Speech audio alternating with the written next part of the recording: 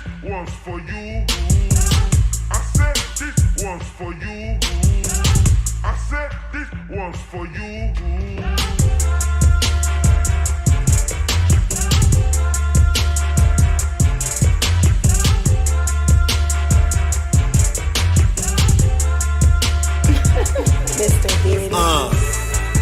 Let me start at the beginning, way before the ratchetness, before they raped our women.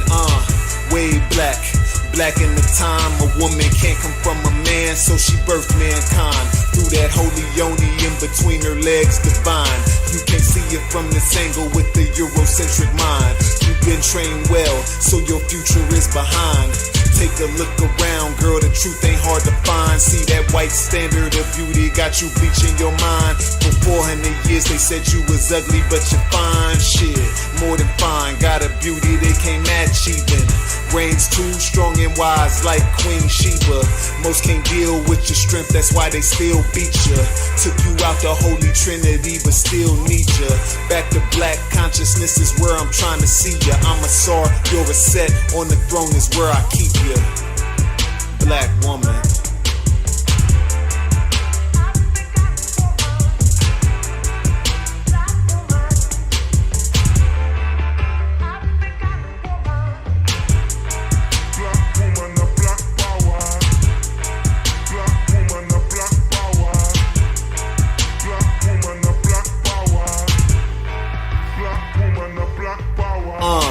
Most of us think your position is minuscule. Cook, clean, serve, all you was put here to do. Not realizing these qualities were put into you, cause your leadership skills are natural. Don't believe me, Queen Nzinga led the war against them crackers, fool. My people sleep, so I teach, that's what a master do. Grew up with visions of chauvinistic theatricals. Now it's my mission to grab the culture and get back to you, so we can show the seeds what it is they have to do. Break the chains, runaway slave, they coming after you. Keep the men and women at odds and take the child too. Make sure she had more than one baby daddy, you gotta do. 400 years later, no savior, they Willie lynched you. So take a listen, black woman, let me heal you. Any man that breaks you down really fears you. My elder Shabaka say what the women do, the men will do. So when you start the revolution, we right here with you. I know how it goes here at the journey. And for some reason, a lot of my shows are not showing up on my timeline, right? So we gonna chop it up. We're gonna chop it up for real. So here we go.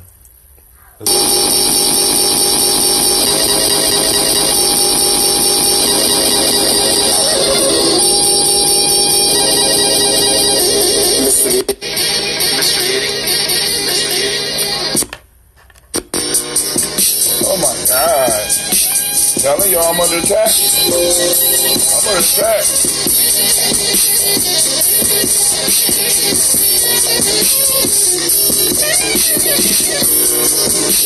My webcam is coming on with them on.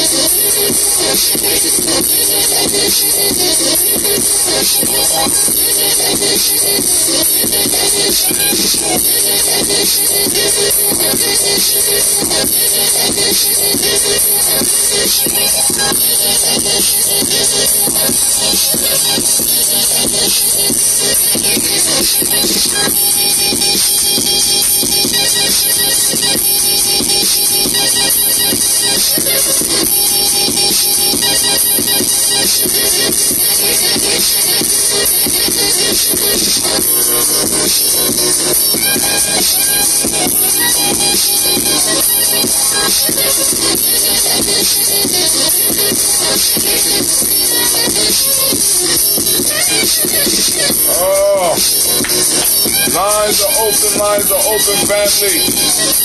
Make sure y'all know.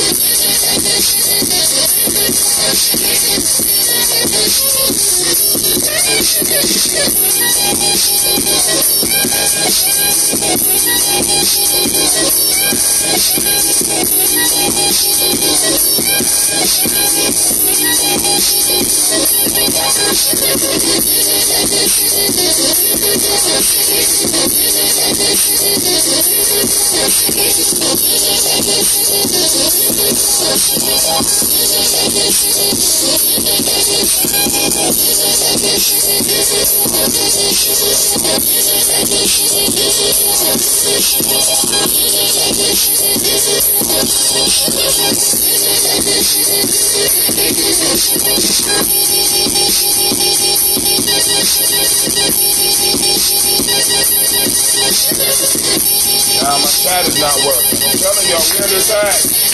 Loving it.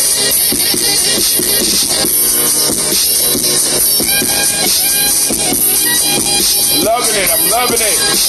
Keep it coming. Shut the show down. I'm doing something right.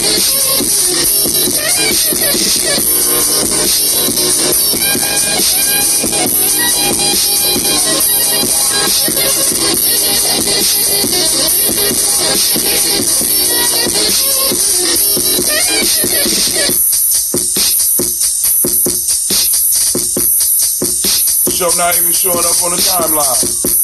Show not even showing up on my timeline, family. I'm loving it.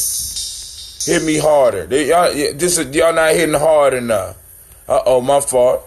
It's on, but it's not showing up on GNJMedia Journey. And I can't figure out why. I can't figure out why. Let's see. Let's see if I can edit it. It says updated. But I'm not seeing it on my GNJMedia Journey timeline. And I know my GNJMedia Journey family is out there, right? So somebody, y'all can't even hit me up to let me know if the shit is on here. You know, I'm not mad. Let me play a commercial. Okay, all right. So they put it up on Spreaker. Oh, here you go. Okay, cool. So now let's post this up. Call in line are open. 614-556-4535. Wow. I got to go through all this just to reach out to you. Family, I just want y'all to know that the lines are open. I'm waiting for the chat. The chat still has not fixed itself. So what I'm going to do is I'm going to mark out that window, and I'm going to go over here. No, I don't want to leave changes you made may not be saved. Cancel. Let's go here. We're going to go here. We're going to reopen up the chat. Because I definitely want to have this conversation with y'all, family. Because the thoughts came from, you know what I'm saying? The thoughts were sparked by one of our ancestors, one of our honorable ancestors. And I want to make sure that people know. I mean, like I said, man, I listen to this brother several times each year because he was so far ahead of the curve. And every time I listen to him, even though I listen to a lot of because we ain't got all of his lectures. I'm quite sure we don't got all of them, but we got a lot of them available to us. And his name is Amos Wilson. And Amos Wilson will crack your brain, especially when you start finding out he died like in the early 90s. You like, what? Some of the stuff that he hits you off with is just incredible. So I want to share one of my thoughts from that. But first, of course, you know, we got to get into the quotes for the day so that we can go on and have that discussion. And like I said, the quotes always align with what's moving us in the spirits, in the ether, in whatever you want to call it. You know what I'm saying? So right now, the YouTube stuff is down. Of course, you know, people gonna call me when I know. I mean, it's like I'm pretty consistent. If there's one thing about me, I'm consistent. So let's get some announcements out on March 30th, right? March 30th. we will be having our GNJ Mall. And I hope to see all of those that's been loyal to GNJMedia to come out and continue to support us on May. Like I said, we're gonna have the movie night there. The movie that we're because we having trouble getting the movie. It's called The White Man's Burden, right? Starring Harry Belafonte and John Travolta. I think it's gonna be a good discussion in this movie. Hopefully I'll be able to sit down and partake in the discussion rather than running in and out. But you know how it is when you're trying to organize. Family, I just need to let you know, like I said, the goal is to have the G&J Mall and the movie on a monthly basis every last Kaumba of the month. Right? If you don't speak the language, you need to learn the language. So I don't feel like doing no push-ups right now. Right? So we're trying to bring some life into our conscious community, into our wake community. You know what I'm saying? We're trying to bring that market, because the market is, in a sense, one of the centers of culture. This is where people meet and pass information. This is where people meet and exchange goods that we use in our everyday life. So it only makes sense that if we're talking about building here and we're talking about nation building, you can't have a nation without a market. You can't have a neighborhood without a market. We got to understand that a lot of our money is going out, and you can't, family, listen to me, please. You can't have a nation. You can't have a neighborhood. Hell, you can't have a family if all of your money is going out. As a group, we got to really start looking at this. So one of the things we did with GNJMedia Journey is that we're trying to create a space where commerce can happen, where networking can happen, where exchanging of new ideas can happen, a safe place, a community-owned place. And we got that. All we got to do is maintain it. You know what I'm saying? So, family, come on out on March 30th from 12 to 6 p.m. at 3500 Refugee Road. Those vendors, we still have room for vendors. You will be surprised how much room we got. We only using one room to grow. The goal is to outgrow that and to have the hallways full of vendors. So our elders and those that want to just walk around and shop can actually shop. You know what I'm saying? I envision that eventually people going to be able to come and get eggs and get fresh honey. You know what I'm saying? Possibly get a lawnmower fixed. You know what I'm saying? Or buy a lawnmower or a sweeper. You know what I'm saying? Come and sign up for some services that they need. Hear from a lecturer that's going to be bringing some information for them. This is what we have to do to build the community. This is true nation building. I'm not out here playing. The family is not out here playing. The tribe is not out here playing because we don't got time, because nobody is playing with us. Right? Nobody's playing with us. Right? Everybody circled their wagons. And we caught out here. You know what I'm saying? And I'm going to get into that conversation a little bit later on, because we got to break it down. We got to break bread on this conversation tonight. Right? So, all right. Now, another announcement. On May 25th, we will be having the Malcolm X Festival, once again, over at the Millennium Community School, 3500 Refugee Road. Family, we are setting up the entertainment right now, and I can't say, I want to say it, but I want to make sure everything is finalized, because what we got coming for you is some real music, right? Some real music, right? Also, we got possibly two bomb speakers coming out. Local, homegrown, but nationally renowned We not playing. We're not playing, right? Everybody else could play. Everybody else could send shots, whatever. Y'all do whatever y'all want to do. GNJMedia is building. We partner up with our families, right? Taraweeh Village, Imani dancers. We're not playing. We're bringing the heat. And we're not going to stop. I thought I told you that we won't stop. I thought I told you that we cannot stop, right? Because we got to, because like I said, the goal is to build all this stuff up, family, to eventually some of our young people are working directly for our community. So that when we put them into politics, they are beholden to no one but us. Isn't that what it's about? When we put them in the police station, they are beholden to no one but us. Right? When we put them into business, they are beholden to no one but us. You can't have a culture. You can't really have a culture. You can't have a nation. You can't have a neighborhood if people are not accountable to you. Come on now. A lot of y'all out there on that do as thou wilt shit. Don't even know it.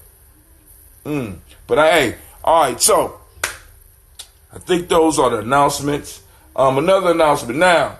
For my birthday, my one birthday gift they just told me that I got for myself that's going to make the show a little bit better, right? They just told me that it's going to take me. Listen, it's going to take into April. I was supposed to get it in March, but they're having problems shipping it into the country. Some bullshit, right? Some bullshit. Then I'm waiting for all this stuff. I'm not getting nothing in the mail. Every day I'm going up to the front desk, stop hiding my packages. I'm starting to feel bad. I'm thinking they taking me seriously, right? So for my birthday, the great organizer of the school, Miss Harrison, she always gives me a nice book. So we got this book as an ancestral book, and it looks good, and it got all this stuff like this, right? Look at that. Look at that. Nice book, right? But Miss Harrison, not today, but for my birthday, gave me this one. Look at that. So, family, y'all need to let me know. So one is black, the other is brown. If you think that I need to transfer all the ancestors' name in this one and use it as the ancestor book, or should I just keep it in the black one? I want my ancestors, and I want the thoughts of my ancestors to be comfortable, and they'll be comfortable in both of these. But this is a family decision. This is not a Brother Hatim decision. Let me know what you think. Black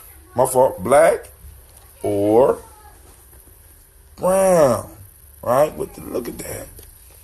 Ooh, she showed how to do it. The other one is going to just be my little private writing instruments, and you know what I'm saying? But I just thought I'd throw that out there. So the folktales for the night. Damn, Restream is still not up. The hell going on with the chat? Hell, well, I hope somebody out there, man. I have no way of telling. No way of telling. And the Restreamio is just sitting up there like everything is okay. I got a blank screen. I'm like, damn, all right. So, folktales for the night. We are coming from Jammy Journey Workbook, Tribal Quotes. If you want the book, you can let me know. We'll get, you know what I'm saying? Like I said, if you want to support Jammy Journey, you can buy it. And still, if you can't afford it, you know what I'm saying? You want to work with the family, you know what I'm saying? We're going to get you a PDF. You know why? Because we created the book. Cold-blooded. Lines are open, 614-556-4535. Don't be shy to share your wisdom, your insight on these proverbs, as well as the discussion that I'm about to crack your head with. This idea, this thought came to me while I was listening to the elder Amos Wilson. My fault, to the ancestor.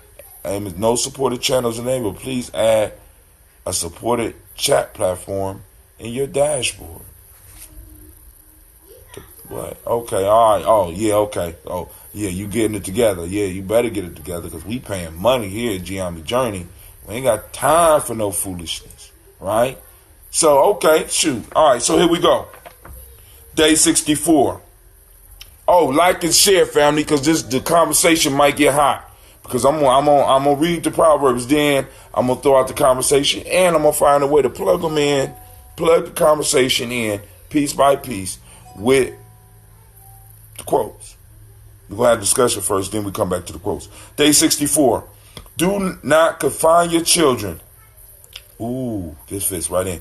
Do not confine your children to your own learning, for they were born in another time. Sasha and Gina, stop playing in that tub and get to bed, because y'all know I'm working y'all up early.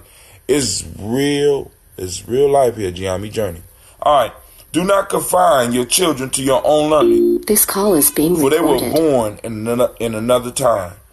That's a Hebrew proverb. Spiritual relationship is far more precious than physical. Physical relationships divorced from spiritual is body without soul. Mohandas Gandhi. Next one. When minds are the same, that which is far off will come. East Africa. When minds are the same, that which is far off will come. We had somebody call in, burp, and hang up. What in the hell is going on my conference line? Why would you call in, burp, and hang up? All right. The lines is open, Lady J. All right, here we go. So let me go and make sure everybody knows 61 call in lines. Call in at 614-556-4535. Boom. There we go. Lines are open. Let me make sure. Check 1, check 2. Yeah, my lines are open.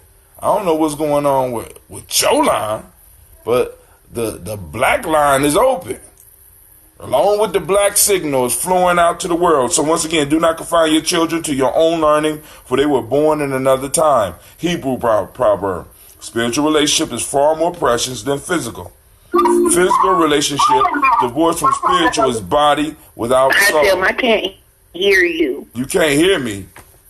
Hold on. You can't hear me? Okay. Let's see what's going on. Check 1, check 2, check 1, check 2, check 1. All right, let me hang up and try it again.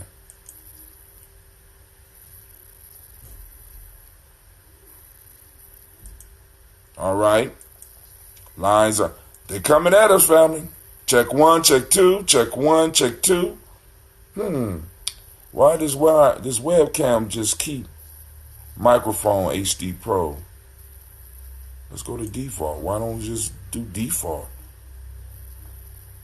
Let's do, and check 1, check 2. Check 1, check 2. You are the first participant on this Uber conference. Please hold while we wait for the others to join. All right, thank you, Uber conference. She said she could not hear me. I apologize for that. Spiritual relationship is far more precious than physical. Physical relationships divorced from spiritual is body without soul. Next, when minds are the same, that which is far off will come. All right, so here we go. We're going to get back to that. But family, let me go and share with you what I found. So, checking Uber conference, seeing if, no, my signal is not going through. Check 1, check 2, check 1, check 2. It's not even letting me, all right, let me check. Check 1, check 2, check 1, check 2. This call is being recorded. Can you hear me now? Yes. Okay, cool. Yes. All right, cool. So before we get into the Proverbs, I wanted to share something. So once again, I'm going through, because y'all know, I go to YouTube University, and I am constantly, trying to sharpen my sword, right? Get the mind sharp, right? So I found a video, and it's one that a lot of you out there probably have seen. Those that don't know about Amos Wilson, you need to really, really check out Amos Wilson, because he was leaps and bounds beyond where he was. I mean, far as time-wise, right? And this is one that I heard several times, but this piece stuck out to me because of this whole ADOS thing with me right now. You know what I'm saying? And I ain't gonna say right now, but this whole ADOS thing. So the name is labeled Capitalism, and it's on the GNJMedia Journey timeline. All the stuff that I took, all the stuff that I discussed most of the time in some form or fashion ends up on the GNJMedia Journey timeline on the page, right? The private group, you know what I'm saying, is run by members of the family. And every now and then I jump in on that, but you know, I monitor the page. I ask other people to kind of take control of the private space that we have, right? And another discussion that we're going to need to have in the future is that there are platforms that we could use that are strictly for, I mean, we could build our own platform where we, in a sense, could do our own Facebook. You know what I'm saying?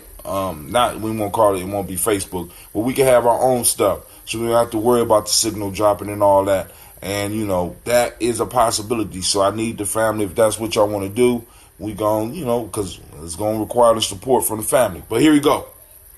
So, check out this video, our ancestor Amos Wilson. Check out this video. Our ancestor Amos Wilson was light years ahead. In here, he gave a path to success and defined what is going on now with the call to reparations from the ADOS community. I'm going to change a few words, but in essence, it defines what is happening with hashtag ADOS. Now, in an original speech, he used this model to define why the Koreans and other ethnic groups are able to rise up. I took the liberty to replace some words. Please pay attention. He says, quote, and I'm paraphrasing because y'all know I'm listening, I'm trying to write. Other groups are operating based on their ethnicity. And I put in here, look it up so that you are clear. ADOS need, and I'm adding ADOS because he didn't, you know what I'm saying, they didn't use that language. ADOS need to operate on a basis of consciousness and identity of ADOS to advance our economic interests and then use our economic power to advance our political interests. The lecture brought a question that I will throw up on my show today, and I know that some people will be upset. After listening to this and hearing this ancestor go in on multiculturalism, looking up terms to make sure that I had it right, I have to throw out this question tonight on the broadcast. Is Pan-Africanism just multiculturalism in blackface? Now, when the original quote, other groups are operating based on their ethnicity. ADOS need to operate on a basis of consciousness and idea of ADOS to advance our economic interests and then use our economic power to advance our political interests, end quote. Right? So, but if you take ADOS out of what I said, he used the term, he used Korean or he used other groups to kind of define and discuss this idea, right? Because the piece that he was trying to identify for the crowd he was listening to is how is it that everybody else is advancing now? Of course, we got other statistics and other stuff, but even with that, Amos Wilson was able to cover why we are where we are. And in a sense, in many ways, predict where we would be today. The same thing that Claude Anderson told us. I was sitting in the audience, he was live. He said, if we don't get ourselves together in the next 10 years, and that was 20 years ago, maybe 25 years ago, if we don't get ourselves together within the next 10 years, black folks will be a permanent underclass. You know, he talk funny, you know what I'm saying? Talk funny and fast. But I'm listening, I'm like, damn, what? So now, question on the table before we get into the, because I'm gonna tie it into those proverbs. Just about to let y'all know, I'm cold with it, right? Is because now the reason that I got that thought, after I heard this, he went in on multiculturalism. Actually, multiculturalism was what actually sparked his conversation, because what he was saying is that by practicing multiculturalism, what they was doing was giving us nothing. And he said it was kind of disarming us, that we would think that we was going to be able to deal in this multicultural world when everybody else was dealing and doing economics and politics, their social structure, their education. They was doing it based on their ethnicity. Specifically. Lady J, you still there? Yes. Okay. So you want to wrestle with that question? So now this is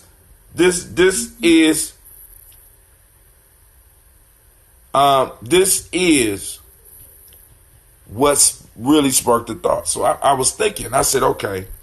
So he said ethnicity, and I always thought I knew what ethnicity meant. I said, damn, okay, well, goddamn, let me look this shit up. Because, you know, a lot of times we look at words and be like, boom, just because they're used and they're used in a certain way, we think we know the definition. So I had to look up the term ethnicity. And look at what I found. Because I'm going to bring it around. Listen, ethnicity. An ethnic group. Oh, okay. What is that? A social group that shares a common and distinctive culture, religion, language, or the like.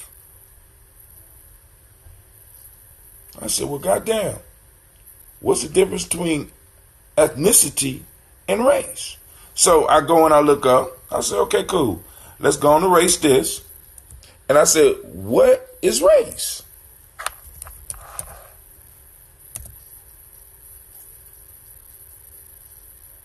Race.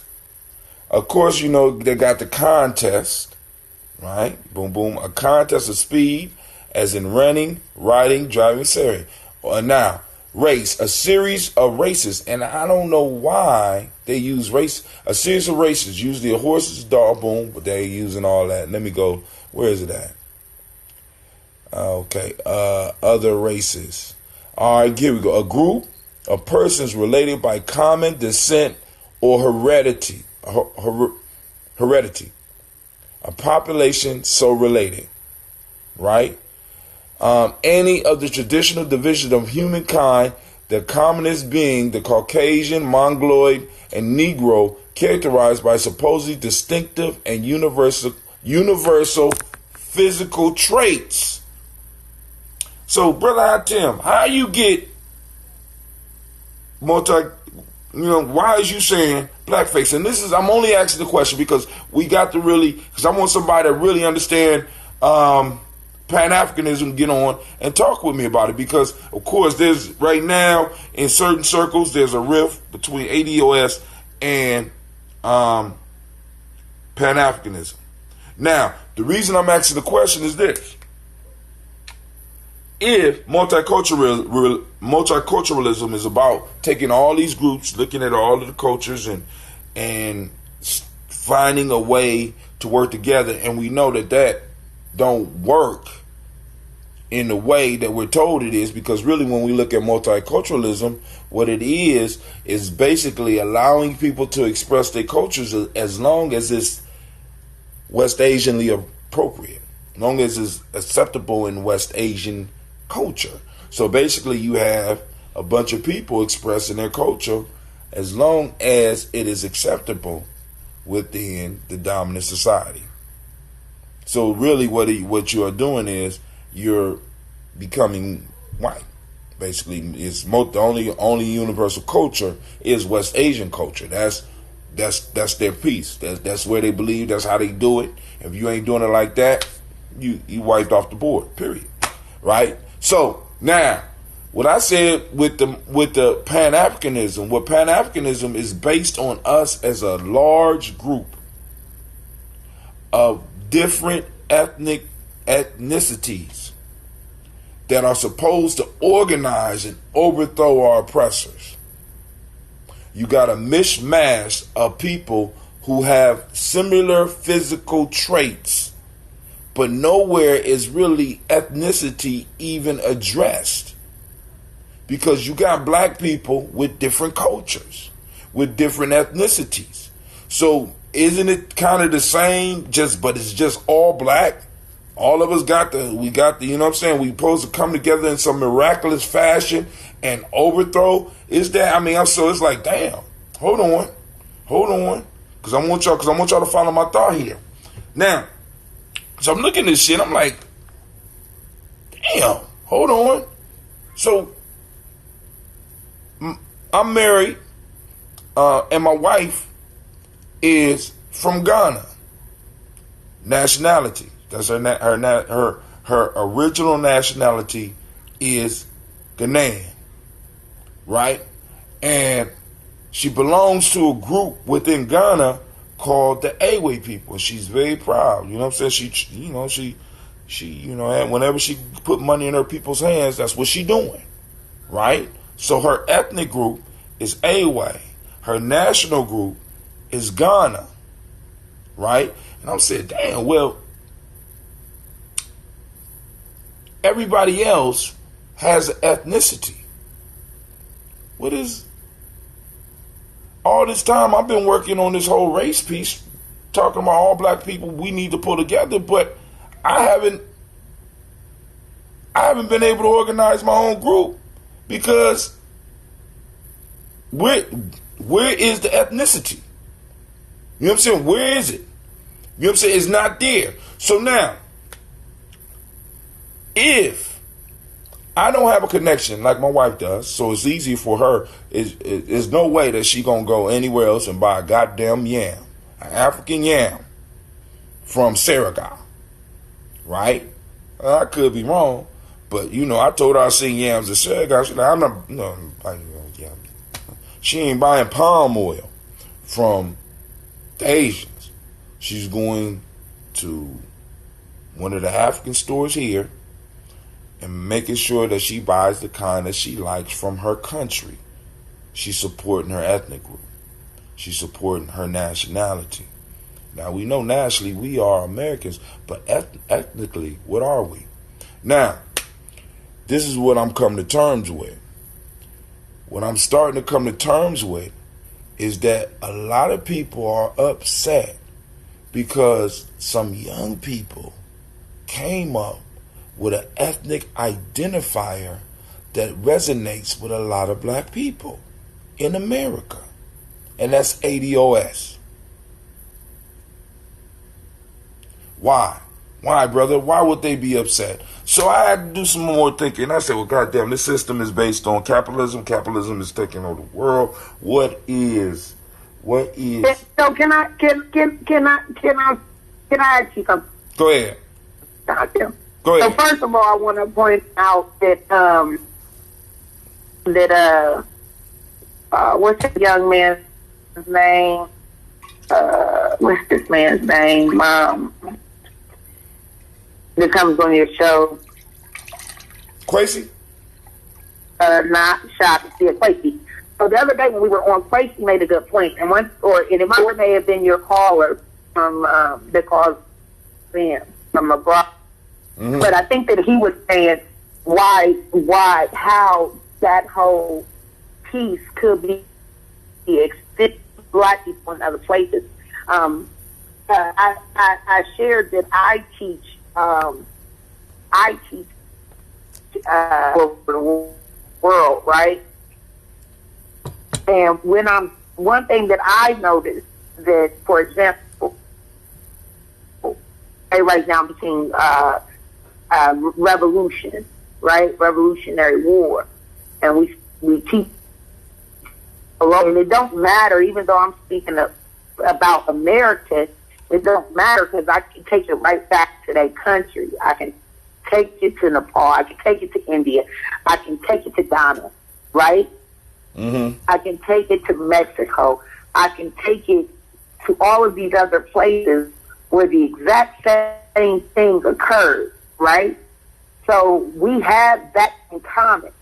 So when I speak of it and I'm teaching them American history, I can also at the same time have them research their country's history to make that connection. That's something that we all have in common. And so what you just said, like in this talk about Pan-Africanism versus, I don't want to say my letters behind A-T-A. Tell me. ADOS. Yeah. ADOS. ADOS. Okay. ADOS. It just took me back to that conversation on Sunday where Quakey made that comment. And that comment resonated with me because, again, it reminded me of those in my classroom that even though they're from all these different countries and we're speaking of these different countries, we all have that in common, right? All have what in common? But then colonialism, Okay. colorism, exploitation, you name it, having to declare independence from a European country. When we're talking about history of certain places that have come into contact with Europeans or Europeans came in contact with them. But many times, what you're saying does resonate with me also because a lot of times I say to people when we speak of ethnicity, race, nationality, a lot of times people make them all the same thing, right? Right. That's what I've been dealing with. That's as far as race. Right. No, that's what I've been dealing with.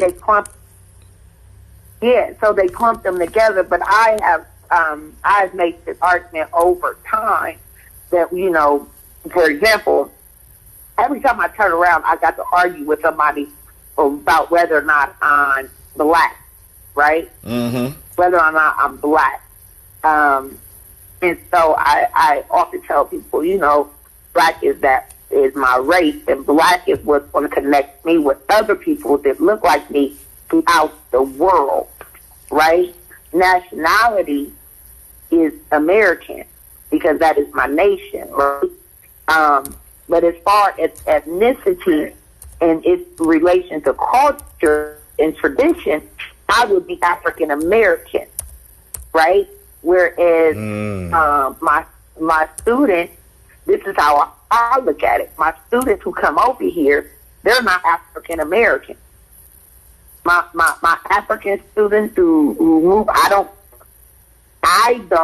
believe that they're African American because they don't have the same traditions or culture per se that I have and that I have in common with other African Americans, being descendants of slaves, whatever, and it does look different, Right. But so that I see where you're going, and it is definitely making it's making a lot of sense to me. And then we could go a little further and we could talk about our heritage. You know what I'm saying? Our heritage.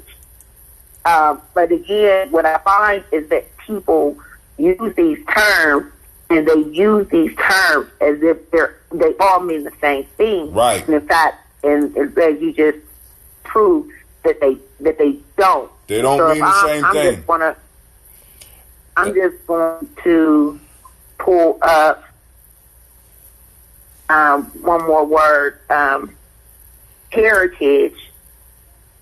You looking it up? Property that is. Go ahead. Yep. Property. Oh, let me see. The noting of a tradition, brand, or product regarded as emblematic of fine. No, that's not going to work. Property that is maybe inherited. And so when I think about heritage, that's when I think about African, if that makes sense. Because I feel like there are certain things, attributes, ways about me that are definitely inherited. And that are a piece of me because of where I come, where my ancestors come from. So when I think about, what I do through film, I'm thinking about heritage. Some of those things that we, beliefs, customs that we bring about. That's kind of piece of the heritage. Kente cloth, things of that sort. But also, I just got to throw this in, and you might not like it. At some point, I had this argument about white people in Africa. Right? Mm-hmm. I was on Facebook, and there was a white guy from South Africa. He was wearing African clothes, and somebody made a comment about this man wearing African clothes. But at this point, African clothing here wasn't even trending. You feel what I'm saying? It wasn't like a thing, and so people were offended. But I was like, well, the man lives in Africa. You know what I'm saying? Like, probably eats African food. You know what I'm saying? Things that you don't do. That he was in African clothes, or that he was eating African food. But I'm like, but he ain't black, but he's African. South African. I should say. But, and that's the same way, I can't say this about black people, but, black people living in Europe. You know what I'm saying? They speak with a British accent. Yeah, they do. You know what I mean? Things like that. You can't move to China and become Chinese. Can't move to Japan and become Japanese. But you can move to America and become American. You know what I mean? Like, it's just things to think about. And my whole point just commenting was just to say that we have to know that those terms are not, they're ambiguous in a sense, but at the same time, they have their own, they're not the same. They're not the same. You know same. what I mean? But what happens is when we have these conversations and these dialogues, and when people are speaking, they usually use them simultaneously as if they all mean the same. They all mean the same thing because we haven't taken the time to research it. The guy King Darrell said there are only 2 species of human on the planet, black and non-black. Black people have 9 strains in the DNA, while non-black people have 6. Now, this is what I'm going to say. How many ethnic groups are there then? You know what I'm saying? Because like I said, when we look at, he said species of human on the planet. So he even went beyond the whole race piece. Now, my question is, how many ethnicities are there? He said the Ghanaians fall up under Yoruba. I don't think too many Ghanaians feel good about that shit. You know what I'm saying? Why the Yoruba don't fall up under us? You know what I'm saying? How do we measure that? I mean, how do we measure what DNA came first and who had it first? You know what I'm saying? Now, because the reason, because I don't want the discussion to get so deep. I found another definition that might be a little better. Property, heritage, property that extends to an heir, something transmitted by or acquired from a predecessor. Okay. They put legacy in there, inheritance, tradition, heritage. All right, we got an unknown caller. Who the unknown caller? Hi, it's Kim from What's up, Kim? Ouagadougou. How you doing? I'm doing good. I was sleeping. I happened to wake up. Uh-oh. It's 2:00 in the morning here. Oh, so y'all okay? I just gave my little diatribes. Lady J got in and wouldn't let me finish. Because I was building up. Yeah, I was listening. I'm sorry. Go ahead. I was listening to you about. Because I was trying to say something about You said Pan-Africanism is multiculturalism and blackface. I actually really think that's brilliant, that question, by the way. Thank you. Long as you understand that it's a question. Because some people take that very seriously, and I'll have to be fighting in these streets. And I don't, if I can avoid it, I will. But I think that as thinking people, we have to be able to ask these questions about beliefs and ideas that we have so that we can actually build and have some conversation and move forward. So go ahead, sis. You're right. You're right. No, I totally agree with you. And when you asked that question, it really made me think about Pan-Africanism. And, you know, I do my reading, but a lot of times I reflect on my elders and the things that they have told me. And, you know, a lot of my elders, my grandparents and great-grandparents, you know, they weren't formally educated, but they were very wise. Mm-hmm. And, you know, my grandfather went to World War II. And my husband is also African. And I remember when I introduced my husband to my grandfather when we were dating before we were getting married. And one of the things he said, he was like, you know, I went in the war. I went to France. And he met Africans because Africans also fought in World War II. They fought for their colonial masters.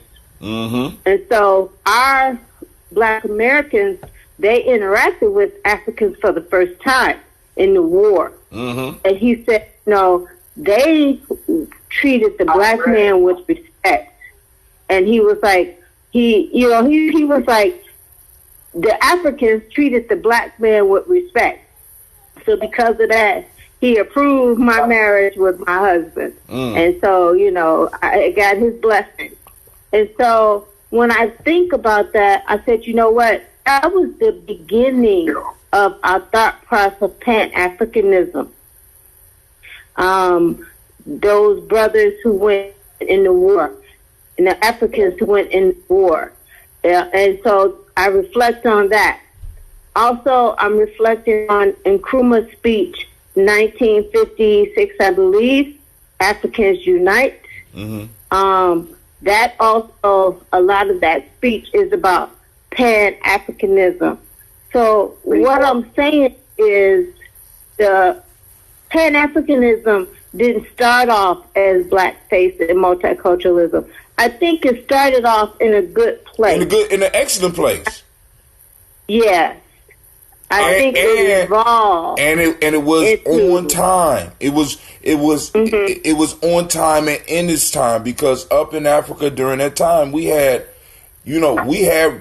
true revolutionary Pan-African leaders. Yeah. But go ahead. We did. No, I'm disagreeing with you. We did. Yeah, but we don't. Now, we haven't for the past 30 years. That's right. That's the deal. And that's... But, so I was just reflecting on where it started, how we got here, because when you ask that question, I think it forces us to think about how we got here. Can I ask a question? I just had a thought. So during Black History Month, one thing, one of the teachers at my school, she wanted the theme to be Motown. And we had this Black History Committee meeting, and I told her that I was not in agreement. I was not interested in spending 28 days, or how many days we had in school that month, on just talking about Motown. Because though I feel like, me knowing the curriculum for middle school, I feel like there's no way you can teach, every grade you're teaching some part of, especially African American. I feel like, especially with 8th grade, but we really don't focus on Black people. Thank you, God.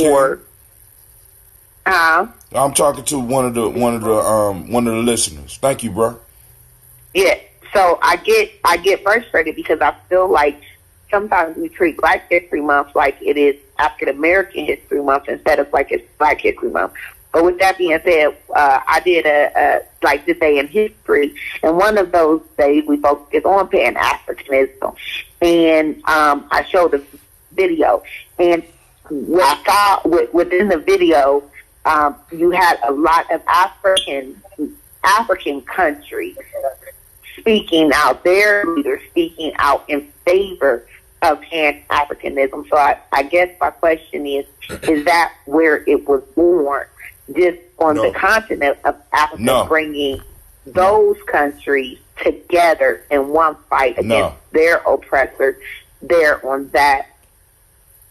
When you look at the history of Pan-Africanism, Afrocentric thought, all of that originated here. Please understand, all that originated here because we were in search of the identity. You see, because in many cases, many of our people over there didn't look at themselves as African. They looked at themselves as Gold Coastian when they had with But go ahead. Do you hear what I'm saying? I hear what you're saying. You asked the question, where was it born over there?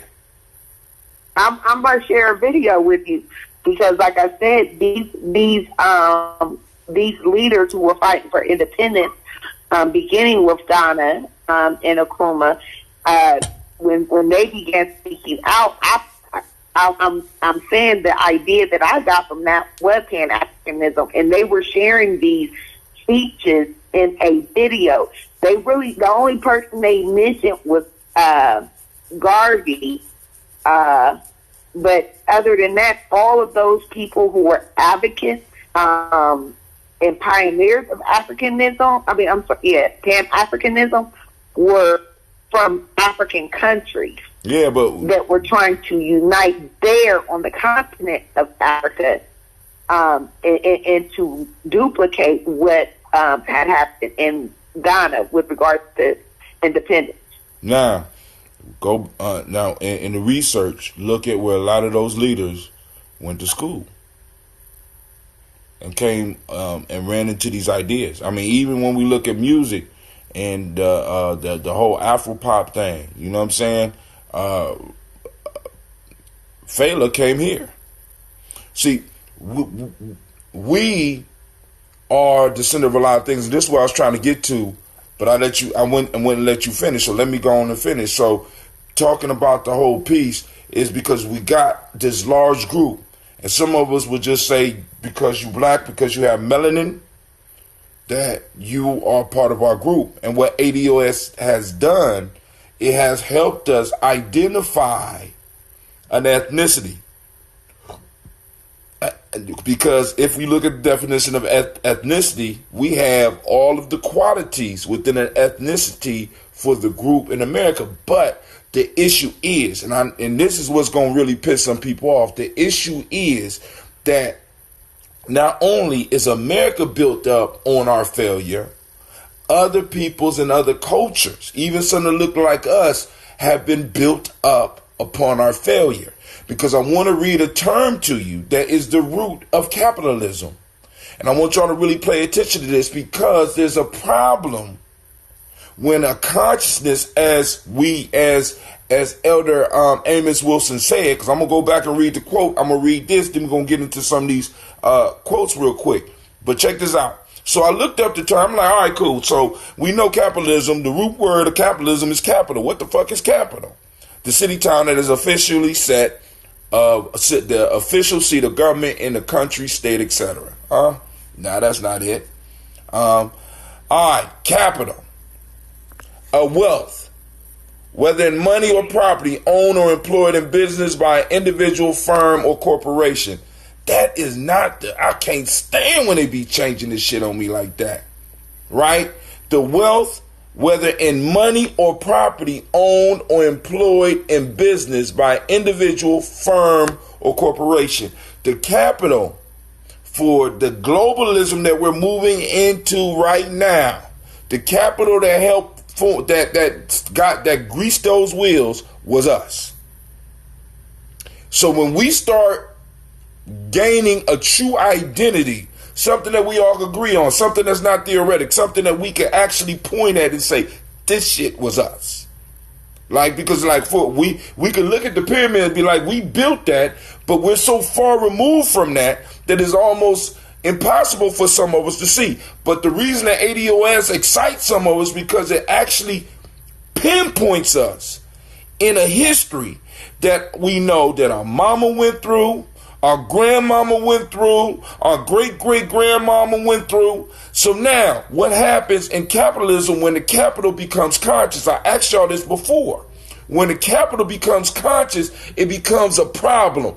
No longer can that capital be traded. Now, a lot of these communities, a lot of these ethnic groups that's been using us to build up and move into a better life will no longer have us anymore, and they are very uncomfortable with the fact that we are becoming conscious and identifying ourselves.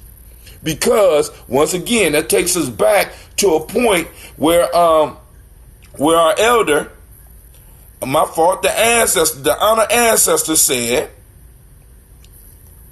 other groups are operating based on their ethnicity. ADOS need to operate on a basis of consciousness and identity of ADOS to advance our economic interests. They use their consciousness and their identity to shape how they deal with each other so that they can start looking at each other in a way where they're able to do business and understand that this business is not just for them, but it's for their whole group. When we say that we are Pan-African, or we everybody that look like us, that allows it to spill out into other areas where people are not really having the same focus as us. Now, the problem with Pan-Africanism from my standpoint is that I know, like for example, when I was taking martial arts and I was learning, if I skipped a step, that step could be the difference between me getting knocked out or me getting hurt. You don't skip steps. And with Pan-Africanism is taking us straight from where we are as black folks in America, straight to a point where we are trying to organize with everybody just because they look like us. So we don't have the blanket of culture. We don't have the blanket of identity to protect us and to protect our own interests. What these young people, Yvette Cornell, Tone Talks, what they have done is, by doing the research, they have itched out this claim, this identity. And once we start embracing this identity, we are no longer useful as capital. As a matter of fact, That's great. As a matter of fact, we are demanding. Excellent. We are demanding capital so that we can do exactly, not just we're gonna take that shit to do exactly what the elders said that we need to do. I think it's Go ahead. I'm sorry. Said I just wanted to just bring out a point. You're right at everything you said, and if you look at the racial breakdown they have in the United States, you have white, you have Native American, you have Hispanic, you have black, non-Hispanic, white, non-Hispanic. So that's what we have now, and black is considered African American. So anybody who's black is basically considered African American. And so what we're going to have to demand is that change. So now there's no blanket for black, and I think that's going to be the first push with this reparation push. That's going to be the first thing to happen. And we have a right for that to happen. Primarily, I'm going to say if you and Asian. I'm sorry, I didn't say Asian. And they have Asian and they have Hawaiian, Pacific Islanders. Right. Okay, they even have that. So if you can have a distinction between Native Americans, Hispanics, Asian, Pacific Islanders, why not have a distinction for something special category for us? It makes sense. And we should have had it a long time ago. So I think that's going to be our first win in this fight. Oh yeah. I think that'll be the first one. And like I said, even if they don't do it, that don't stop us for setting up centers and helping people do the research to show their connection. Because because my whole piece is, one, I love the idea of Pan-Africanism, but it's the issue is because we don't have an ethnic group. It kind of leaves us wide open to be inadvertently, in many ways, taken advantage of. Exactly. That's what we are. And that won't change Pan-Africanism. Like, once we get this, and I think it's going to happen, by the way. Oh, it's going to happen. Yeah. We're going to have a separate category. That's I don't know when, but it's going to happen. And I think it'll happen in my lifetime. It's not even going to take that long. But that won't change Pan-Africanism. We still have certain traits, certain commonalities with other people who are African descent. That won't change anything. We're just talking about our specific categorization in the United States of America within our nationality. Right. That won't affect Pan-Africanism at all. I agree. And I don't think it will either.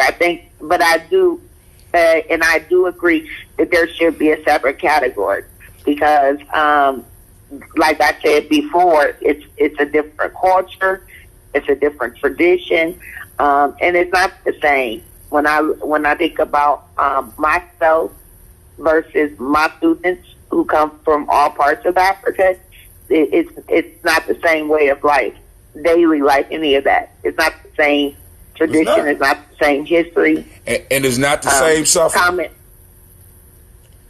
And it's not the same suffering. And it's not the same suffering. No, it's not. It's not. But like I said, there is something. Like I pointed out, also there is commonality. Now, but hold on. But wait. Now, this is what I'm gonna say with that. But there's commonality between us and Native Americans. There's commonalities between us and Hispanics. I said that. Okay, I'm just saying. I said that. There's from my students from Nepal, from my students from India, from any country that was colonized via Europeans. There is a common history. Now, but I lost my thought. Yes, ma'am. Tim, Yes, you lost your thought. Let me throw something else out there. And I haven't based this on research. I just based this on my personal experience. I've become of the mindset that our commonality is more with indigenous peoples than with Africans per se. From my interactions with like First Peoples in Asia, in Malaysia, I met a lot of indigenous people, and when I interacted with them, I felt more commonality in terms of their culture, in terms of their family relationship, than I did with Africans. A lot of African tribes tend to be very paternalistic. They have pretty rigid hierarchies within those tribes. African Americans, we really don't have that. A lot of indigenous cultures, they don't have that either. I even noticed the food. A lot of the food from how we eat our greens and things like that. Africans they eat their greens, but they don't eat their greens the way we eat our greens. Boiling them in water, they tend to pound them, mash them up, add things with them. That's how they eat them. And so I noticed that a lot of the indigenous cultures, they eat their greens the way we eat our greens. You know what? I always wonder why my wife did that, man. I'm sitting up here like, goddamn, I can't even stick my fingers in these goddamn greens. But I'm sorry. All right, now you just solved the problem for me. Brought a little piece to my home. Now I understand. So from my experience, being in Africa and being around other indigenous cultures, and like in Indonesia, you have, indigenous people who are black, because when I was in Malaysia and I was in parts of Indonesia, a lot of people thought I was Indonesian. Like, they spoke to me in that language, and I had to explain to them that I wasn't. That was a common thing. I caught. Who's that just dropped off? Okay, she'll call back. But now I got it. I got my thought back. Now, and then what a lot of people don't even understand how reparations will benefit the whole Pan-Africanist idea. I mean, I'm strapped with all these great thinkers out here. Why nobody sees how Pan-Africanism will benefit when ADOS are paid their debt. Now, because think about this. A lot of African countries, until recently, would not allow us to have dual citizenship. Part of the reason is that they probably were more aware of the statistics about us than we were really about ourselves. Because why would you let somebody migrate to your country that had absolutely no resources? Black people get the resources. Oh, a lot of us is going back to Africa. If for nothing else but to say that we went. So actually reparations would benefit Pan-Africanism because it would allow us to escape the prison of brokenness and be able to expand our worldview so that we would be able to go around the world and see other black people struggling in the same ways. Not just hearing about it in a lecture, but actually getting out there and seeing it. So I don't understand how a lot of these great thinkers or so-called great thinkers don't see the benefits to Pan-Africanism by African Americans first establishing their identity here and pursuing reparations. Because it would benefit. I think that Quakey also said that once that battle is won here, it's going to open up. Black people all over the world. We influence the world. I respected that. Once we do what we doing, we set trends all over the planet. So people are going to do what we do. You know what I'm saying? And it's like, that's just the flavor of the hell that we've been through. I mean, it's just the blessing that the Creator has put on us. We're not using it correctly, all the way correctly right now, but it's there. So now let's get into these. I just wanted to throw that out there, and I want people to think about the question because in the current state, we got to understand, as Sister Kim brought out, that in the early days of Pan-Africanism, that shit was fire. But right now, we got to be able to look critically at certain thought and ask the question: are we just being comfortable? Are we just being lazy? Has this fallen into just one of the beliefs that can't be touched, sort of like Christianity and some of these other things where we can't really question anymore? Or is it something that in its present form is still useful and active? And we have to be very clear about it, because I cannot understand how anybody, unless they look at us as capital, because I'm throwing it out there, unless they look at us as capital, I don't see how any black person from anywhere in the world would be against us getting reparations. If they do, they see us as capital. In some form of fashion, they are receiving benefits from us being in the position that we are in. And we got to understand, in the position that we are in, we are, in a sense, to step up for everybody that comes into this country. Whenever they got a new population, where's the first place they drop them?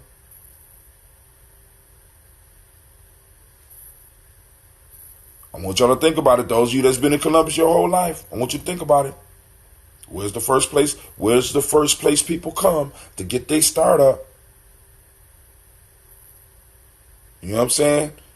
Sort of like shit. We the first blockchain. We was blocked and chained. We the first blockchain, and we still producing dough right now, right? So now, first proverb. Let's just run right down the list real quick, because we are already over an hour. I don't want to keep people. And Sister Kim's supposed to be asleep because she probably got to teach them babies tomorrow. So do not confine your children to your own learning, for they were born in another time. A Hebrew proverb. Lady J, you got the first strike at it. Knock it down, girl. Come on. Well, short and simple, it just reminds me of that video that you texted me yesterday, where the young man is speaking to the teacher. And so that like goes hand in hand with that, right? Yeah. You know, and then also, because I'm going to go ahead. The young man explicitly says, he explicitly said that. And I want y'all to, because now, because once again, connected it to our private lives, connecting it to our tribal lives, connected it to our national lives. Do not confine your children to your own learning, for they were born in another time. Many of us want our children to sit down and learn like we learned, not really realizing that we might be hindering them and not be preparing them for the word that's coming. That's what Lady J just said. And we as individuals, because we are thinking old ways, we can't make the curves or make the turns with society as it is moving. Sometimes we might need to have to go and rehash some of our old thoughts. Now, of course, if you have principles, you need to go and be a principled being and live your principles. But you also have to go, you still have to go through and reflect that light inside and evaluate some stuff. See if it's really critical thought or if it's just a belief. Many of us are imprisoned by beliefs. And on the tribal level, do not confine your children to your own learning, for they were born in another time. Check this out. Going back to the Pan-African argument, I have to ask the question, are we confining our children to our old learning? Are we trying to confine some of the young people that's coming up with new concepts and new ways of dealing with reparation and new things? Are we trying to confine them to the old ways of thinking and not letting them expand? Because I'm going to tell you right now, that's the best way to chase them away from you and chase them away from us as a group, because that happened to me. It wasn't until I got to Simba that I was able to wear the Peace Nation Builder, because I was a nation builder in this community right here long before I got the Simba sweatshirt. But they was telling me here I was too young to even be in those conversations. And I would have to check and be like, hold on, when you was going through the class, I led your class. How the fuck am I teaching you, but yet you telling me that all of a sudden you graduate the class and you my superior? Get the fuck out of here. I ain't even teach you everything. How about that? You know what I'm saying? I just fuck with people. That's just the way I was. I'm sorry, Sister Kim. You got something you want to add on to that proverb? Hey. Oh, yeah. I love the proverb. It's so perfect. So the only thing I want to add is I think I'm all about reflecting on our elders. So when I hear that, I just think about something my mother always told me. My mother always said, every generation, and she's talking about us as Black folks, every generation needs to do that. That's what she always impressed that upon me. You need to do what? And I think about us starting off as slaves. A lot of us couldn't read. And, the next generation, we pushed them once we were out of slavery to read. My grandmother was a very brilliant person. Her mother never went to school. My grandmother went up to 8th grade, and she was known to be a very good speller. My mother graduated from high school. I graduated from college. I took my children to excel in school, and I tell my children that. And so I think that's a part of our legacy and our lineage in America, Black people in America. That is something that is in our DNA from what we've had to do in America. So I think the proverb is perfect. Okay. Next one. Spiritual relationship is far more precious than physical. Physical relationship divorced from spiritual is body without soul. Wow. Anybody want to hit that one? That one kind of. Say it again. I'm sorry, I didn't hear it. It says a spiritual relationship is far far more precious than physical. Spiritual relationship is far more precious than physical. Physical relationship divorced from spiritual is body without soul.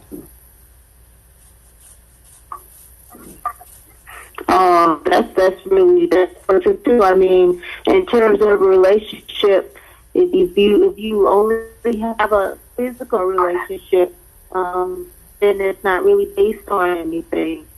A spiritual relationship, that's something that can span time, and that's something that you can reflect on and you can build on. I think that's what keeps me going, you know. Right. Definitely. Brother Kwame, want me to read it again? Spiritual relationship is far more precious than physical. Physical relationship divorced from spiritual is body without soul. And we know what a body without a soul is. It's a zombie. Yeah, it's lifeless. No. Yep, it's lifeless. A constantly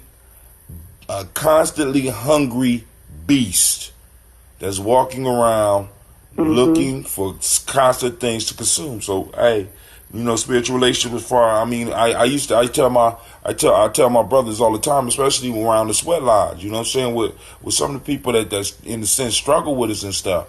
Blood is thicker than water, but spirit is deeper. Is thicker than blood. You know what I'm saying? I have blood brothers, and I have spiritual brothers, and in almost all the cases in my life, my spirit, almost all of them, because I do have some strong blood too. But in almost all my cases of life, those spiritual brothers have come through.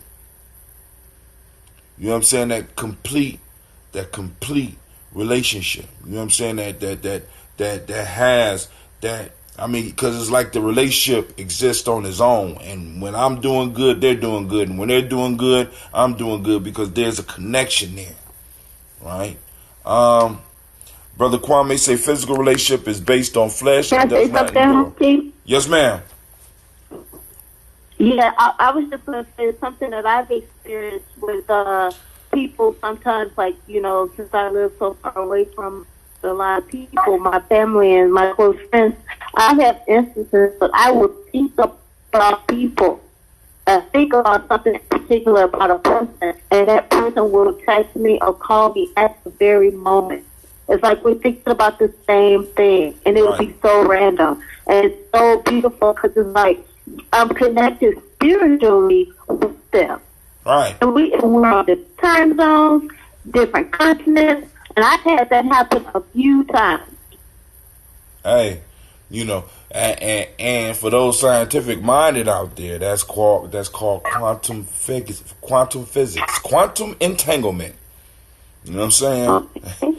Quantum entanglement. You are quantumly entangled with certain loved ones in your life. You know what I'm saying? All right. Yep. Last one. Unless, Lady J, you got something you want to hit on it? I think she might have dropped off for a second. All right, let's go. When minds are the same, that which is far off will come. When minds are the same, that which is far off will come. Anybody want to hit that one? Cause I'm going to sacrifice this one to the higher powers. I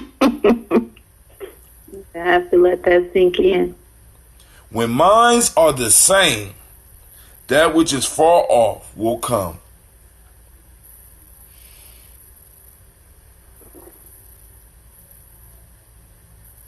All right, family. Listen. Quantum. I'm sorry. I done made Kwame mad. He said quantum entanglement are deeper than physical and fleshy desires of the. He agreed with me. God damn it. I was right. Quantum entanglement. That's what it's called. When minds are the same, that which is. Hold on. Sasha and Gina, go to sleep. Y'all better not be on that computer. It's real life here, Gianni Journey. When minds are the same, that which is far off will come. All right, now, family, I want y'all to think about this.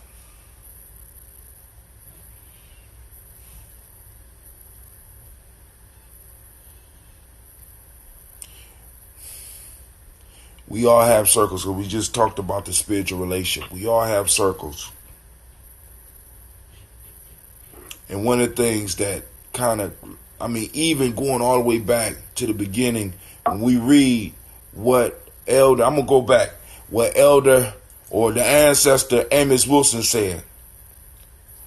Other groups are operating based on their ethnicity. ADOS need to operate on a basis of consciousness and identity.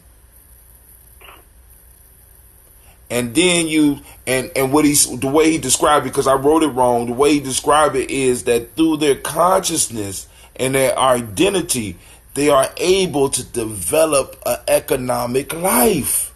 Now, family, I want you to think about this. When minds are the same, it don't mean that you think exactly alike. It don't mean that you agree all the time. But on those large things, we all desire them. We all want them, which means that all of our minds are working together to pull this thing towards us, to bring it into fruition for the group. This is why it's important. This is why we are social creatures. This is why we are social animals. This is why we work in tribes, right? Because it's not about the individual, right? Even those individuals that we look at and they try to elevate it and say, well, this dude did it all by himself. You know, deep down inside, you know this motherfucker ain't do it by himself. You know Elon Musk ain't do that by himself. You know, you know all those other white boys ain't do that shit by themselves. There's a team below them that are focused on something, and because they align their minds, they align their consciousness, the keys to the kingdom are open up to them. Family, as a tribe, as ADOS, we have to align our minds on reparations. We have to align our minds on the things that we want from this, right? We don't all have to agree, but the overall piece, we have to start learning how to harness the mental energy, because those of us that know, that have done thought experiments, Sister Kim just laid one out. It wasn't even an experiment. Her mind was so powerful and so connected with other people that she was able to think about them. They thought about her, and next thing you know, boom, a random text pop. I was just thinking about you. All of us have this type of shit happens all the time for us. And now what I'm saying is, as a people, once we start aligning our mind, aligning our consciousness, and allow it to happen, because this is what y'all got to understand. Listen to me, family. Listen to me. A culture is a living thing. A culture is a collection of a group's consciousness. It's the collective conscious, or as they might call it, a collective unconscious. And when it's not confused and moving and banging and battling, there is a culture when there's a consciousness that's in there, and there's an energy that is able to make what is impossible only a task that's worth a week, that only takes a week. I mean, I think I heard Jay-Z say, hard takes a day, impossible takes a week. It ain't Jay-Z solving them problems. It's him and his team. Who your team? Who you tribing up with? Right? And because what you start to happen is, and family, just don't tribe up and start reading books. Tribe up and do some goddamn work. Because a lot of us, see, because what start happening is, especially in our community, and what we got to start breaking down is this. Family, book knowledge is important, but book knowledge is not the be all to end all. It's only part of the equation. I know some brilliant motherfuckers that could tell you all types of shit, but their life is in shambles because they don't know how to live, because they haven't experienced life. It's sort of why a lot of brothers can't really identify with Jesus. And I know some of y'all could get mad at me about this, but a man who has never ran into and fallen in love with a woman and had his goddamn heart broke can't teach me shit.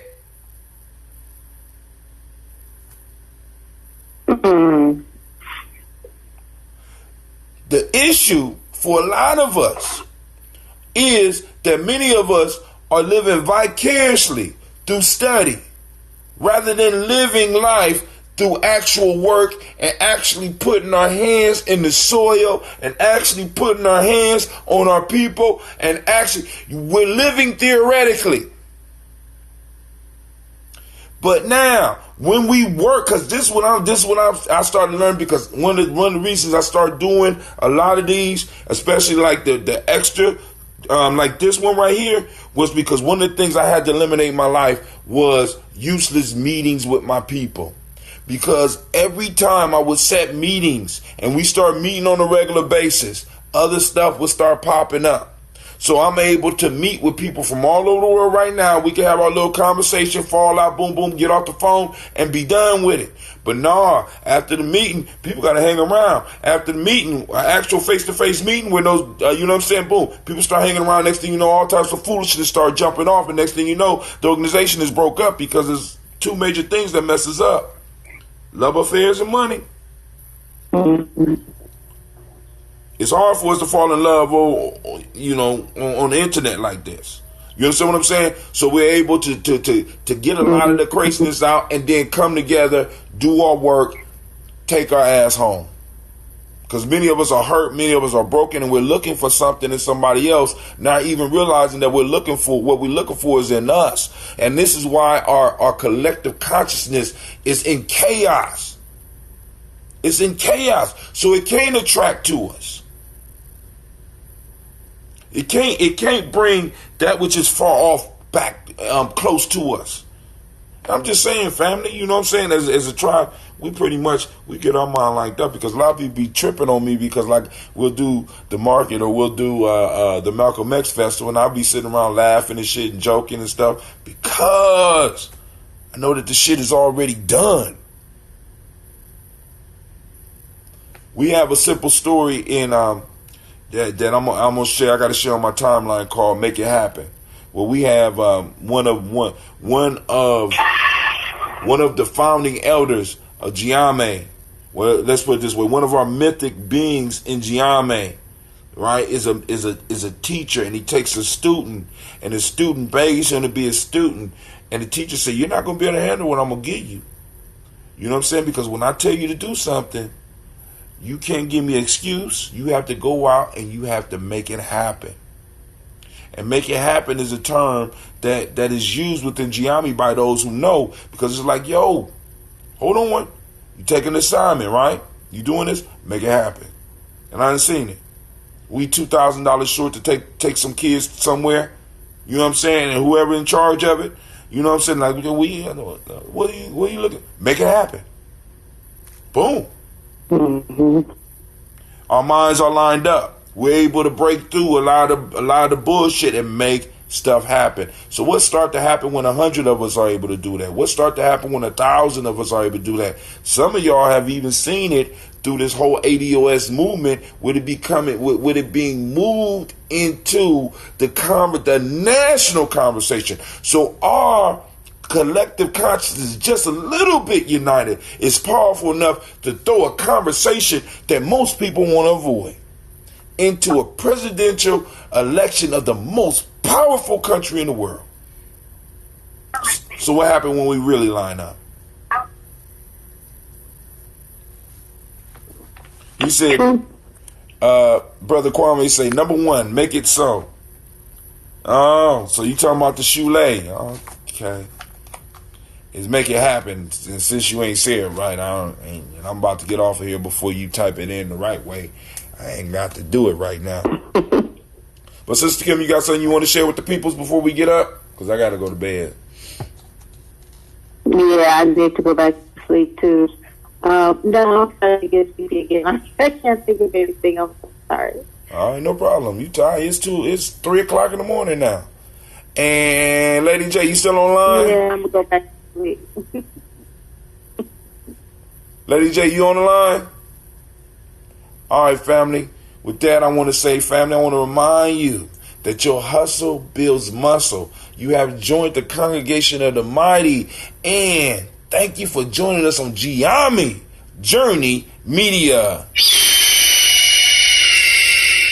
I love it when you on point, Anime. This is a Heart of December production.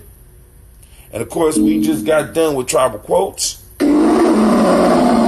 Where we strive to blow up your old paradigms.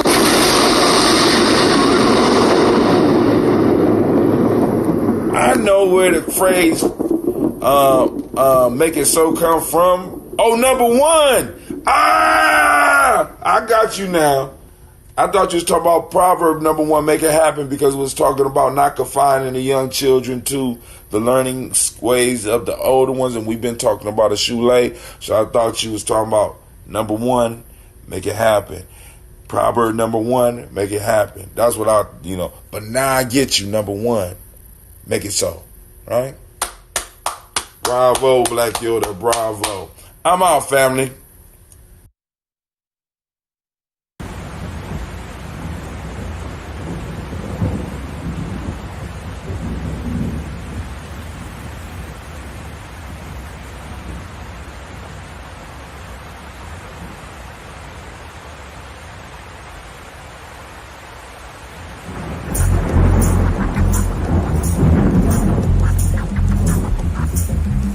Could have saved more if they knew they were slaves, but they're true to their ways. We could have saved more if they knew they were slaves and truly engaged, but they're true to their ways. We could have saved more if they knew they were slaves, were truly engaged, but they're true to their ways. Sin popped the cherry and begat a damnation. Involuntary emancipation. Man, I'm just pacing. Amidst the man I'm facing, I kept my standing station. Me give standing ovation. Yes, we didn't ask for this shit. Let me spit. In a way, the movement lost its way when it lost Che with the aid of U.S. Green Beret.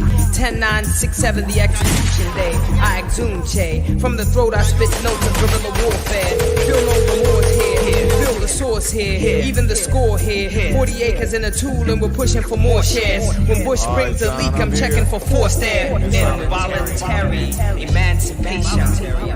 The market free for white corp to do whatever it wants. You're free to spark weed mixed with Arab corner store blunts. Tall tales from Katrina News exaggerate scenes. Velvet speaker cops looting and bagging New Orleans. Power elite will shower the street, devour and creep until I defeat. Lot of mercy. Repeat. The power elite will shower the street, devour and creep until I defeat. Lot of mercy. Yes, we detest, but less we test, collect the best, and we address this effing mess. We will arrest this contest, and we invest. Progress must sweat, but let no regrets to attest. Involuntary emancipation. See, we could have saved more, but they didn't know they were slaves. I don't even think they cared that they were slaves. We could have saved more if they knew they were slaves, were truly engaged. But see, they're true to their ways. Involuntary emancipation. Next year, perhaps just the next tear. Perhaps not very long after the stench from the beloved shells of the dead have gone and rotten. Midst the next slice of hell, the living dead will have forgotten. Please believe me, it's easy. After all, we're just refugees. See, yes, we're all just refugees. Trust when I say all, it's in the sense of us, not all in the sense of y'all. No. Essentially, what I'm discerning is if Mother sent a great natural burning to the alleys and avenue of Mount Vernon, I too would be a refugee. A haughty look goes right before you descend. You naughty, crooked, spiteful children. The great mother has been dissed, mistreated, mom is pissed. She's heated, she's blown atop. She's dysfunctional from global warming. The noble warning your scientists told you. And now that she's vocal, unstoppable scorn. From the pit of her belly she spits tropical storms. But look, it's not like you weren't warned. You wrote the book. Involuntary emancipation. See, we couldn't save those cats cause they didn't think they were slaves. And even the ones that knew, they didn't care that they were slaves. There wasn't nothing that we could do. Nothing we could do. And then bombs cry why moms cry as they mourn in the morn. I rise to rise raised despite the craze. Let the Almighty be praised. Don't choose the news, why bother these days? The extent of the third George's tour, the intent of the Third World War. George won't relent from the oppressed. He's a dreaded pestilent. He's worth more than a hand in a blend of other dead presidents. So says the misled residents dwelling in this dead residence. And this is my testament as I spit on dead presidents. It's been hell since the moment he stole office. And L was drove in the red, white, and blue old coffin. The few, the proud grew in numbers and started to come round more often. It's a police state, an overseas thug state. For Pete's sake, when do we seek the uptake? Everybody's buying plastic and duct tape. It's drastic enough to drive an old nut straight. Frustrated frustration. But you must wait, friend, because fools rush straight in, becoming fool for the taking. Time in its true consideration, or else face ruthless obliteration. You must wait, friend.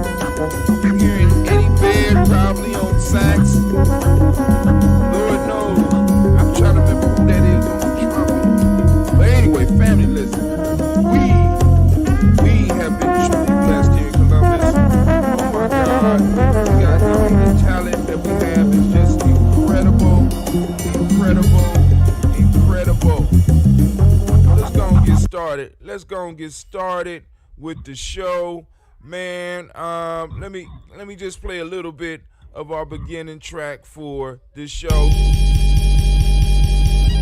Y'all know what's up. Y'all know it's Ujama. It's time for us to get it in. Mr. Diddy. If you got somebody on the line, call line is open 614-556-4535. Once again, that is 614-556-4535. That is the black line. For those of you that are bold enough and you might want to come on and you might want to join our server on Discord, right? Let me let them know. Tribe of Quote.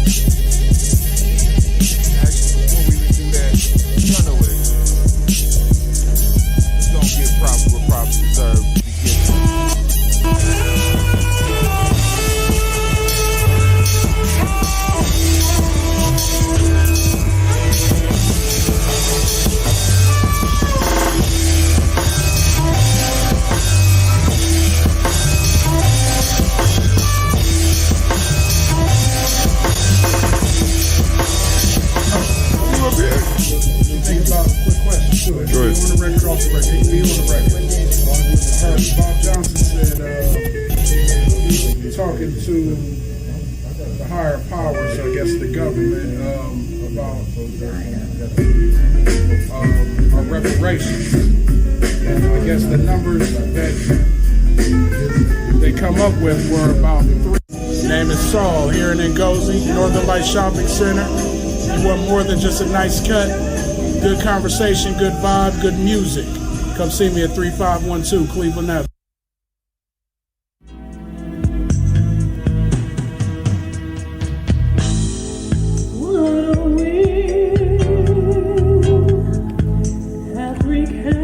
After 75 years of organizing in our community, after 95 years of life, the Baba of the Tabu Family Village,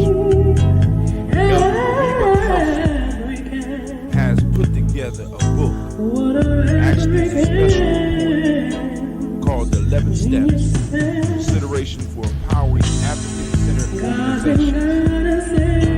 Conversations that African-centered organizations need to have in order to be successful. Glean from the wisdom of somebody who's not only building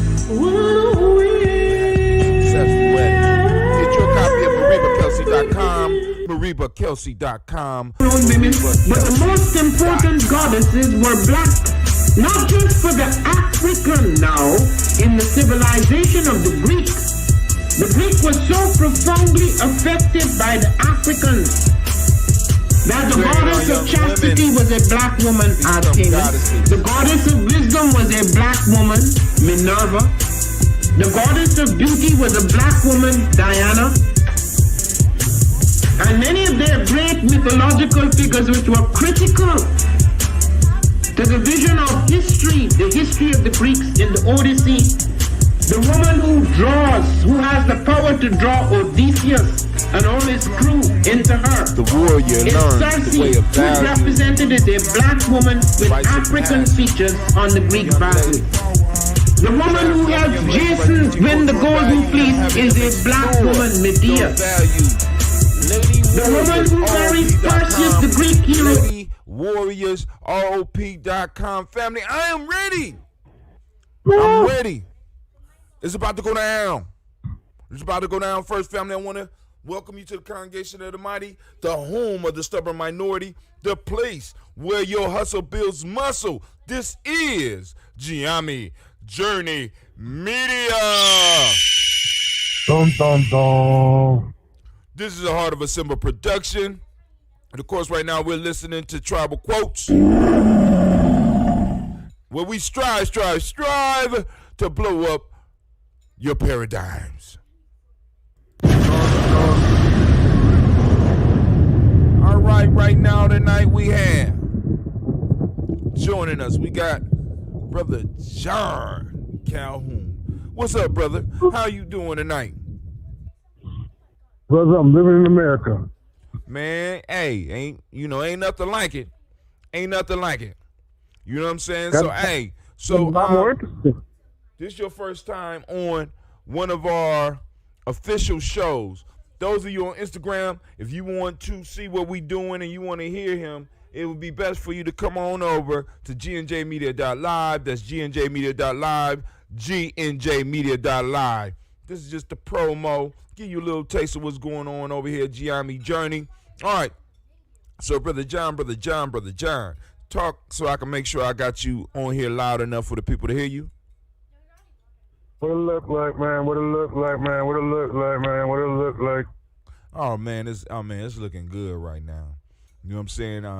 We in full bloom. I wanted to tell the people a little bit of why I'm late. I am late tonight because I had to put together a demonstration video on how to put together a ebook and or an article for our newsletter.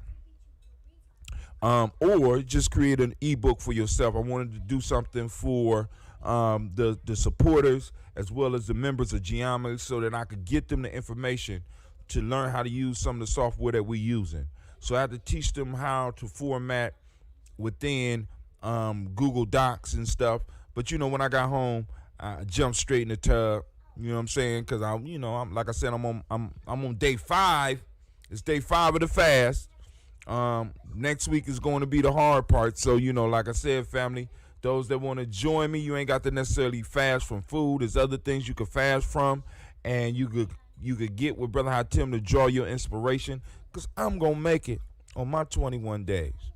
I don't know about y'all, but go ahead, John. You got something you want to share with the people? Well, man, right now I'm just I'm thinking about America. What you thinking about America? Come on now, holla at us.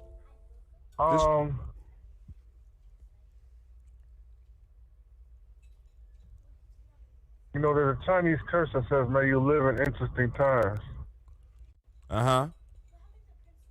But there's another Chinese term that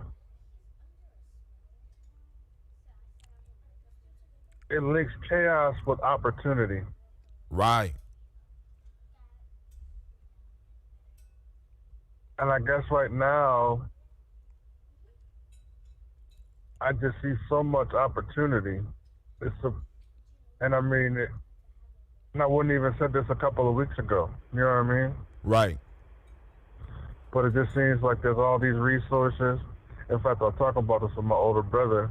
It's like, I can count at least 4 different organizations that are offered $100 million to the black community. 4. Not to mention a lot of individuals and companies that all together equal like $500-600 million of support offered in the last month. Where that money gonna go? You mean they offered it and somebody took it? Well, you know, like Michael Jordan put up $100 million. I don't know where he's putting the money. Oh yeah, now so if it's Michael Jordan, he probably put it in a buy the shoe credit type program or some shit like that, or offered it to the police officers union. You know what I'm saying? Because he earmarked it for black stuff, for Black Lives Matter and organizations like that. Which is another issue. See, because part of the issue that we're gonna run into is that a lot of them organizations like Black Lives Matter and other organizations, although they're doing good work, the history has shown us just in the short time that they've been around that they often pivot after events like this. So it goes from Black Lives Matter to Black Lives Matter in rhetoric, but it goes to All Lives Matter in action. And that's sort of what we got to be aware of. So you got celebrities and other people that are putting up money and other organizations that are putting up money. But what we have to be aware of as at our age as nation builders and start building the influence so that we can start being the influencers of individuals that's doing stuff like this and help guide them in where they put the money. Because a lot of these people and a lot of these corporations are out of touch with what black people really need, and they are in touch with the gatekeepers that help maintain where we are.